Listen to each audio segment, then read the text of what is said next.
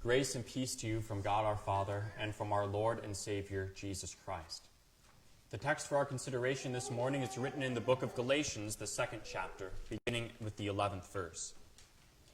Now when Peter had come to Antioch, I withstood him to his face, because he was to be blamed. For before certain men came from James, he would eat with the Gentiles. But when they came, he withdrew and separated himself, fearing those who were of the circumcision. And the rest of the Jews also played the hypocrite with him, so that even Barnabas was carried away with their hypocrisy.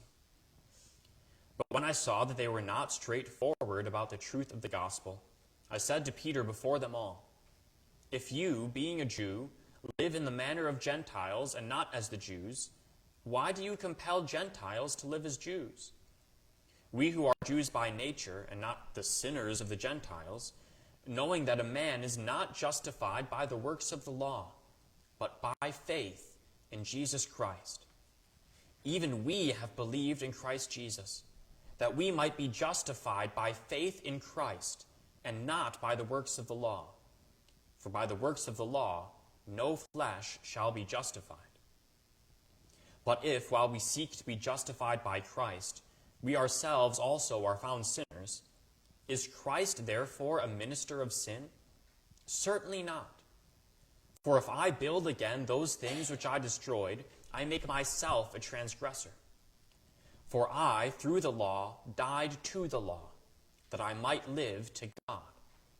I have been crucified with Christ. It is no longer I who live, but Christ lives in me. And the life which I now live in the flesh, I live by faith in the Son of God, who loved me and gave himself for me. I do not set aside the grace of God, for if righteousness comes through the law, then Christ died in vain." Here ends the reading, and we pray. These are your words, Heavenly Father. Sanctify us by the truth. Your word is truth. Amen. Today's feast of Saints Peter and Paul is one of the earliest feasts that we have on our calendar. We can trace its observance back to the early 300s. Now, it's entirely possible that Peter and Paul were both martyred in Rome on June 29th, 67 AD. But it's more likely that we get this date from June 29th, 258, when their remains were removed from the catacombs and into these great basilicas dedicated in their honor in Rome. But regardless of how or why we celebrate them on this day, it's a little odd and a little strange that these two great figures share a single day. We could spend the rest of the summer on a sermon series just about Peter or just about Paul and have plenty of stuff left over. But they're both cramped into just one day, one feast, one observance. It's a little odd, but incredibly fitting as well.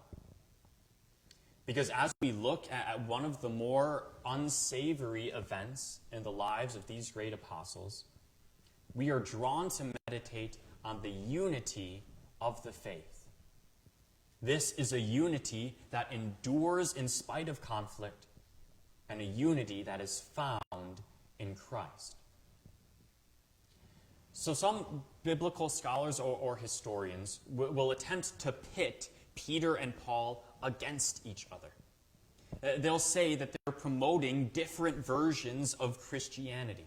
And they'll point to texts like this, where there does seem to be a conflict between Peter's ministry as the apostle to the Jews and Paul's ministry as the apostle to the Gentiles.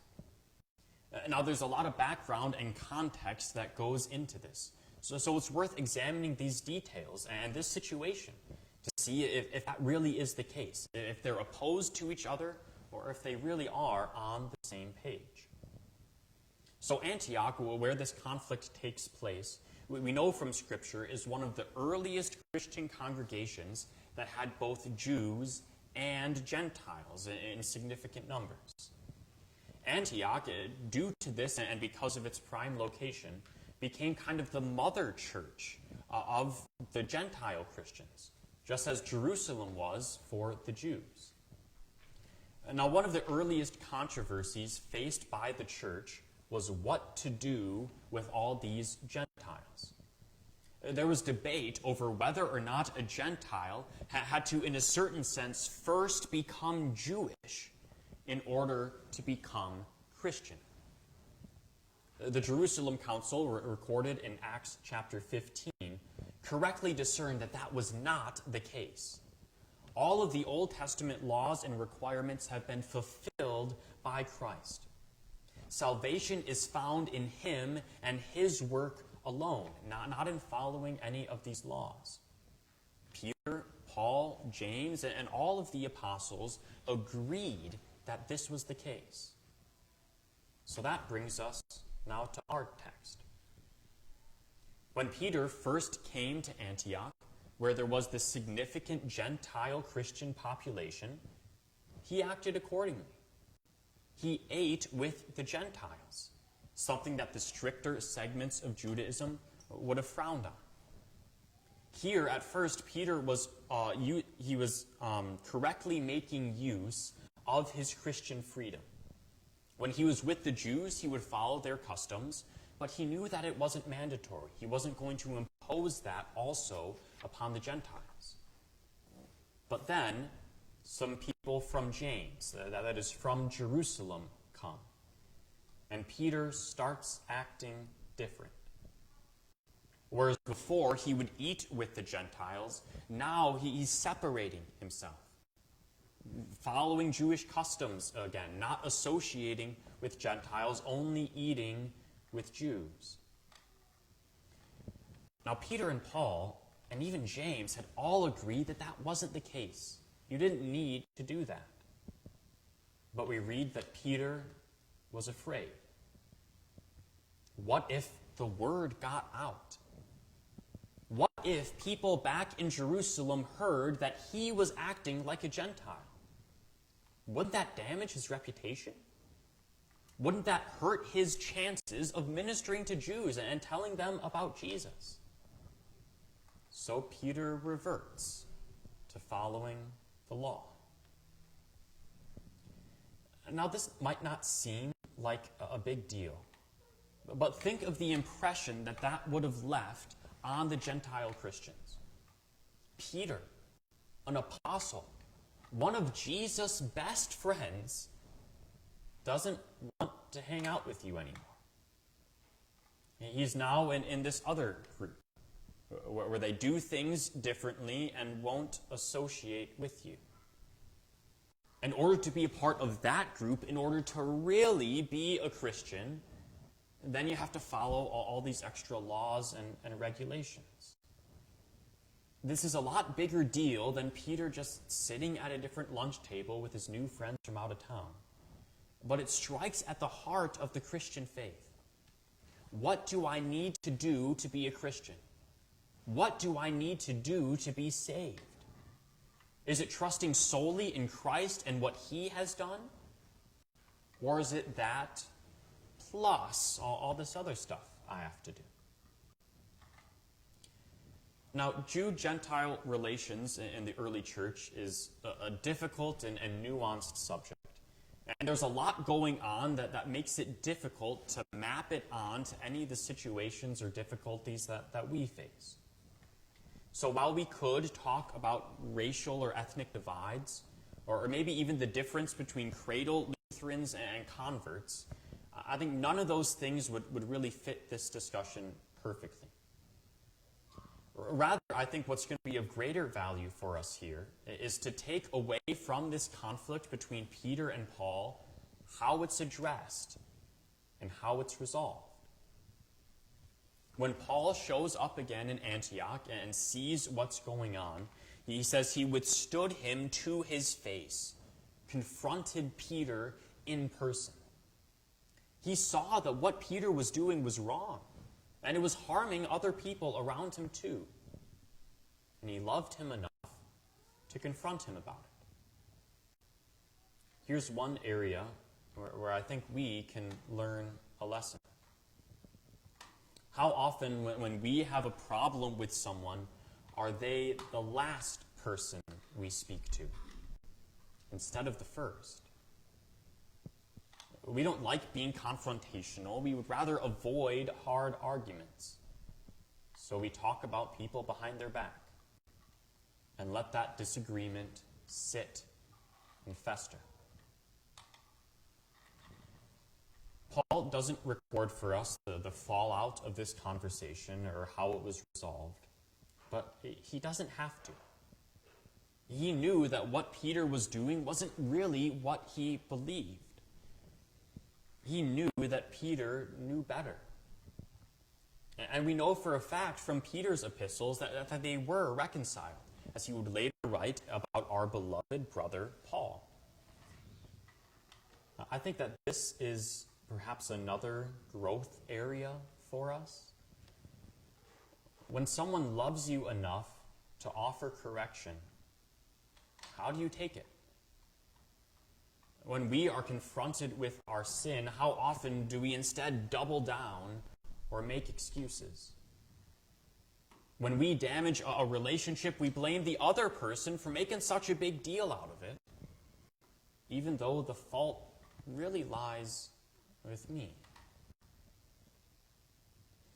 We struggle and fail and sin when it comes to offering and receiving correction, with addressing the sin of others and being confronted with our own, with preserving unity in the face of conflict. But when Paul rebukes Peter, notice what he does, or maybe rather what he doesn't do. He doesn't pull out the receipts and every specific thing Peter has done wrong. He doesn't call into question his character or even his faith. Rather, he makes an appeal to the sufficiency of Christ.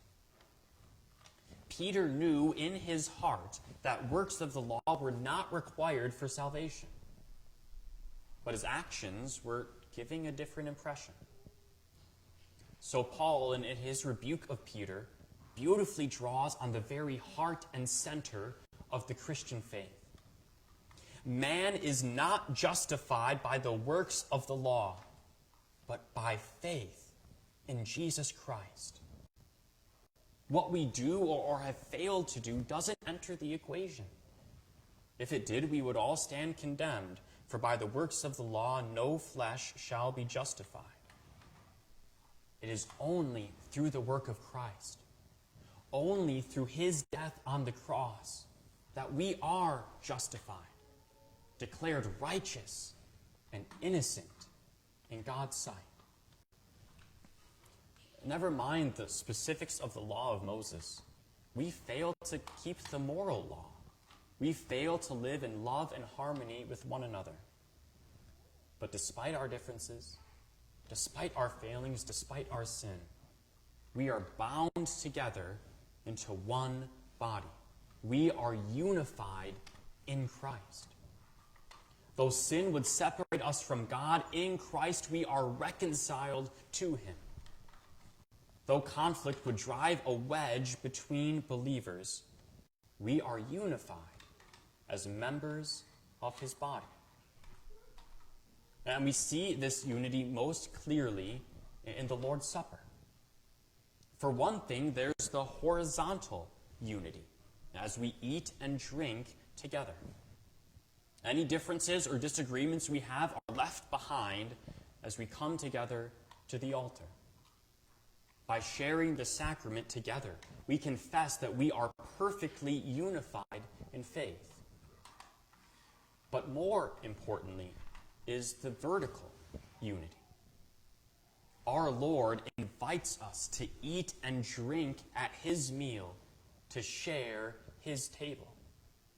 He takes away all of our sin, unifying us to him. By giving us his body under the bread, he makes us his body, the church, and unites us to him and to one another. The vertical unity is what makes the horizontal unity. So we've seen the obstacles to unity that conflict can cause. We've seen how often we fail when it comes to managing conflict. And we've seen how unity and healing is only found in Jesus. So what are some positive applications that we can take from Peter and Paul? Well, we touched on this before, but to say it again, and this time in a more positive light, I think part of the picture is how we address conflict. Peter writes in his first epistle, "Love will cover a multitude of sins." Right, so conflict management doesn't mean jumping down each other's throats at the littlest thing, but overlooking and forgiving when possible. But when there is a big problem, when there is a serious issue, it does need to be addressed. In Peter's case, it was a very public offense that was causing public disharmony and needed to be corrected publicly. I think in most of the situations we deal with, we would better follow what Jesus lines out that situation in Matthew chapter 18, where first we go to our brother privately, and if they are refusing to receive correction, only then do we involve other people. But even then, the motivation and the concern has to be the same as it was for Paul. Love for the truth and love for your brother. And if someone comes to you bringing correction or even just feedback, avoid the natural response of defensiveness. See that they are concerned about the situation and love you enough to bring it up. It means that they care.